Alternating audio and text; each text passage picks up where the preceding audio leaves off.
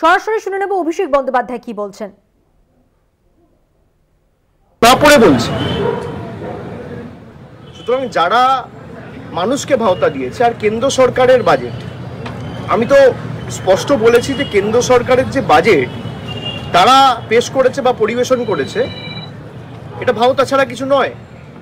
তার কারণ আমি যদি আমার আয়, তারা বলেছে 12 লাখ টাকা অবধি যদি আপনি আয় করেন বছরে তাহলে আপনার কোনো ইনকাম ট্যাক্স লাগবে না। কিন্তু আমার আয় যদি 12 লাখ টাকা বছরে মানে মাসে 1 লাখ টাকা, এবার যে মাসে 1 লাখ টাকা আয় করে তাকে তো জিনিসপত্র কিনতে হয়, খাওয়ার জল খেয়ে তো বেঁচে থাকবে না।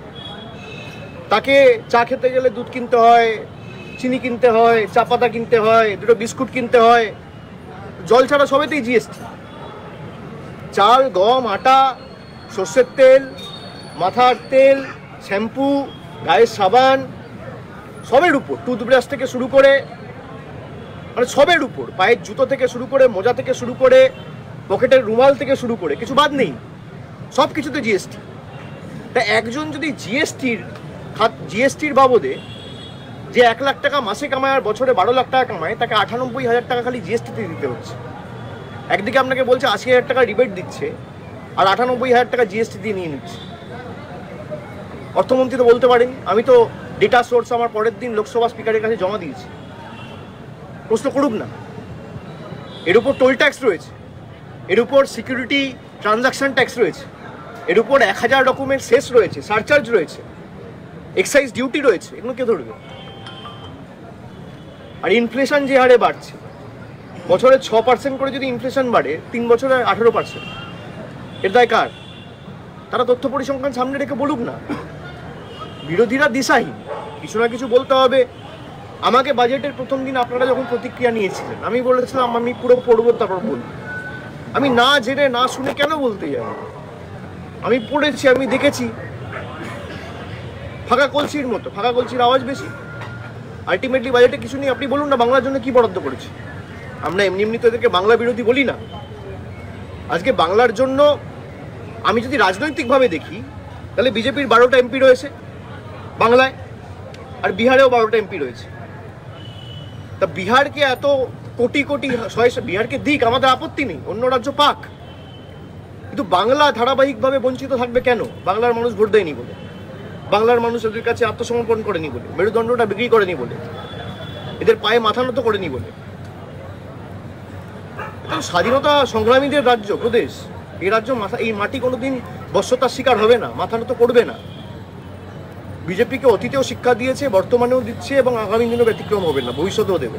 অভিষেকদা, আপনি পরিসংখ্যানের কথা বলছেন, একটা করে করো।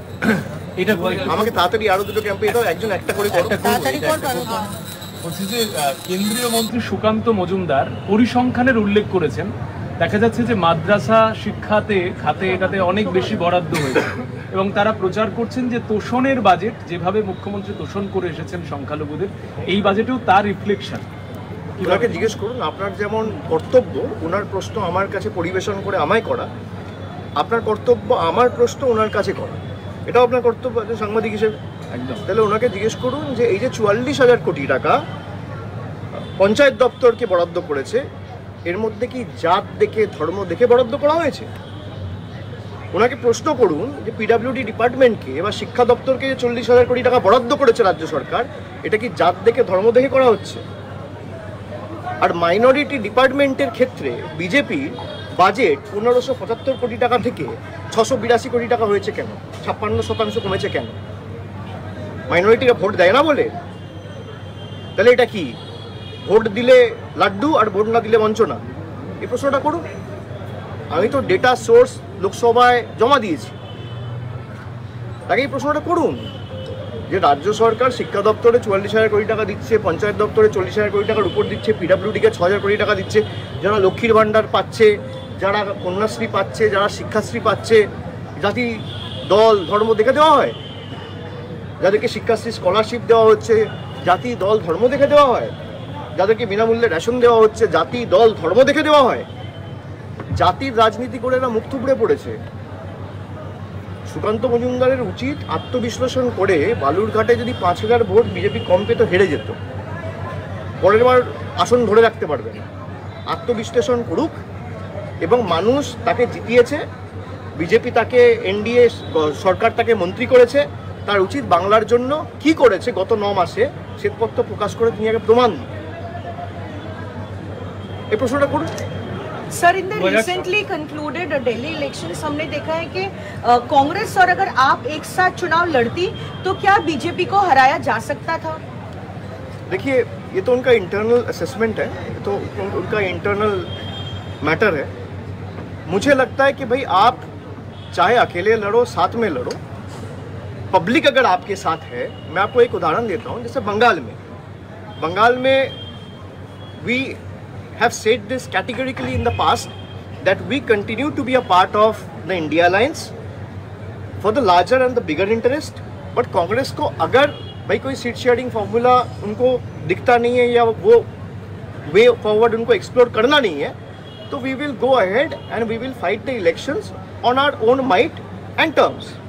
और हमने अकेला चुनाव लड़ा, हम तो यहाँ नहीं हारे भाई। जहाँ पे आपका ताकत है, बीजेपी का एक खास बात है कि बीजेपी लोगों को गलत समझाने में माहिर है।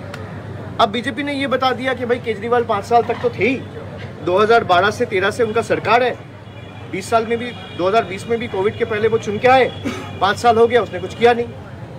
अब आम आदमी पार्टी वाले ने कुछ हद तक अनसक्सेसफुल इसलिए रहा क्योंकि उनका जो फेक नैरेटिव है या गलत प्रचार है उसको काउंटर नहीं कर पाए कि भाई एक चुने हुए सरकार को आपने काम करने ही नहीं दिया।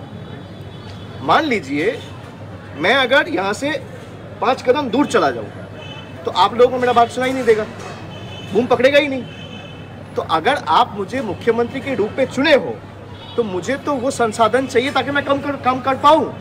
2023 में बीजेपी ने ऑर्डिनेंस करके प्रदेश की सरकार और दिल्ली की सरकार का सारा पावर ले लिया। अब इसको आपको जनता को समझाना पड़ेगा, जनता को गुमराह कर दिया।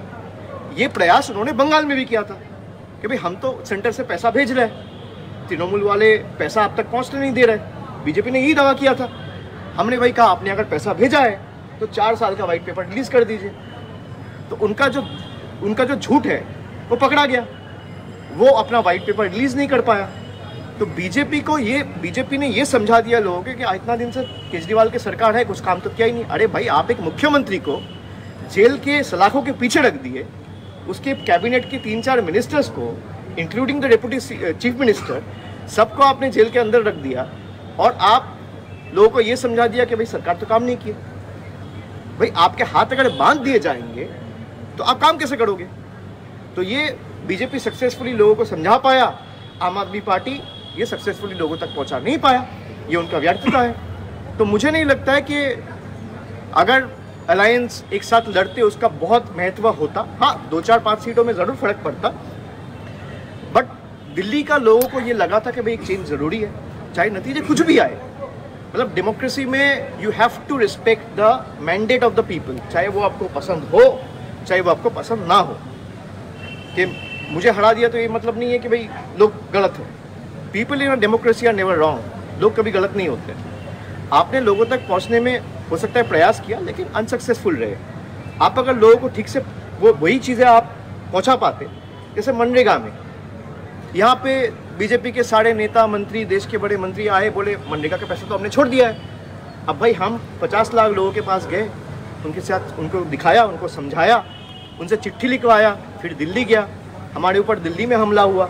तो हम लोगों को बताए कि भाई देखो आपका पैसा प्रदेश की सरकार रोक के नहीं रखा है, सेंट्रल गवर्नमेंट रोक के रखा है, और जो अभी तक रुकी हुई है। तो लोगों ने जवाब दिया कि नहीं दिया। तो आप अगर लोगों को समझाने में सक्सेसफुल रहे तो लोग आपके साथ रहेंगे। तो मुझे लगता है इस हार से सीखना चाहिए और आगे और मजबूती से कैसे लोगों तक पहुंचे, संसाधन और मजबूत कैसे किया जाए, उस पर प्रयास करना चाहिए। क्या 26 में तृणमूल अकेली लड़ेगी बंगाल में चुनाव? वो तो बोल ही दिया ना दीदी ने, और हम लोग तो अकेले ही लड़े हैं। 26 तो अभी 1 साल बाकी है। हम लोग 21 में अकेले लड़े हैं, हम लोग 24 में अकेले लड़े हैं, हम लोग 19 में अकेले लड़े हैं, हम लोग 14 में अकेले लड़े हैं, हम लोग 16 में अकेले लड़े हैं। और अकेला लड़के हम लोग शानदार प्रदर्शन किया है, तो अकेले ही लड़ेगा। BJP is saying that they will win with huge margin in 2026 after they have got Delhi this up. नहीं, वो तो बीजेपी ने 2020-21 में ही बोला था कि will get 200 seats in Bengal, इस बार 200 पार। बीजेपी ने तो ये भी कहा था कि बंगाल में हम 30 सीट जीत के आएंगे। देश के बीजेपी के जितने भी बड़े नेता मंत्री हैं सब तो यही कहते हैं कि पूरा देश में जितने भी राज्य है और स्टेट्स हैं सबसे अच्छा प्रदर्शन हमारा बंगाल से रहेगा। और जहाँ उनका 18 सीट था वो 12 हो गया। कहने और करने में बहुत फर्क है।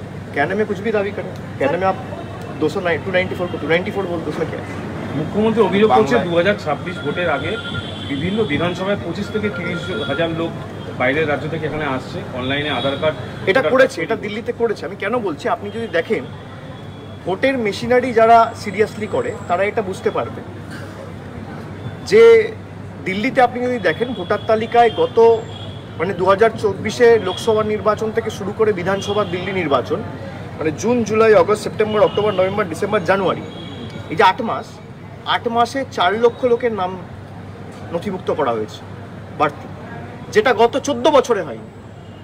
এটা তো হয়েছে। এবার এটা যারা ধরুন লড়াই করছে, এক্ষেত্রে বিজেপির সাথে লড়াই ছিল আম আদমি পার্টি হয়তো সেটা ধরতে পারেনি। আমি যেটা বললাম যে কিছু কিছু জায়গায় নিশ্চিতভাবে ওরা মানুষের কাছে সঠিক তথ্যটা পরিবেশন বা মানুষের কাছে পৌঁছাতে পারেনি, বক্ষম হয়েছে। এটা তো স্বাভাবিকভাবে তাদের ব্যর্থতা, তো অস্বীকার করার জায়গা নেই। কিন্তু এটা অনেক জায়গায় হয়েছে, যেমন নিউ দিল্লি অ্যাসেম্বলি কনস্টিটিউয়েন্সিতে বিধানসভায় আপনি যদি দেখেন যে 2020 নিরিখে প্রায় 20,000 ভোটার কমে গেছে, মানে ভোটার লিস্ট থেকে 20,000 ভোটার কমে গেছে। আবার কিছু কিছু জায়গায় 30,000 ভোটার বেড়ে গেছে একটা বিধানসভায়। এরকম দিল্লিতে যে 70টা বিধানসভা রয়েছে সব মিলিয়ে প্রায় 4 লক্ষ 4.5 লক্ষ লোকের নাম এক্সট্রা নথিভুক্ত করা হয়েছে, এবং সেটা 7-8 মাসের ব্যবধানে। এটা আমার কাছে খুব একটা জেনুইন বলে মনে হয়। তাহলে কমিশনের ভূমিকা নিয়ে কি বলবেন? কমিশনের ভূমিকা আপনারা তো দেখেছেন সবাই। কমিশনের ভূমিকা নিয়ে যত কম বলা যায় তত ভালো, গলা বিশ্রাম পাবে। Sir, JPC report has been raised today in the Rajya Sabha In what context? On Waqf bill. Tomorrow that same bill will be placed in the Lok Sabha, but the thing is that some of the opposition statement or the thing they have said has been crossed out. JPC तो अब देख ही रहा है, किसी को बोलने का कोई इंडिपेंडेंस है नहीं, कोई स्वतंत्रता है नहीं, एक तरफा चला रहे, कोई भी किसी का सजेशंस आप ऑन रिकॉर्ड लेते नहीं हो। मतलब ठीक है, अब लोग देख रहे हैं, पीपल आर वॉचिंग। দেশে ক্ষমতায় এলে কেন্দ্রীয় হারে ডিএ আর লক্ষ্মীর ভান্ডারের বদলে অন্নপূর্ণা যোজনা আরো বেশি টাকা বাড়িয়ে দেওয়া হবে মানুষের। বিজেপির নেতারা বলছে শুভেন্দুর কালকের বাজেটের পর।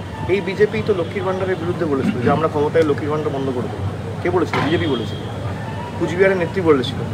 1 বছর হয়ে গেছে, তার বিরুদ্ধে কোনো ব্যবস্থা নিয়েছে? যারা লক্ষ্মীর ভান্ডার বন্ধ করতে চায় তারা বলছে লক্ষ্মীর ভান্ডার দেবো। এটাই তো মামাটি মানুষের সরকারের সফল। ঠিক আছে, থ্যাংক ইউ। Thank you.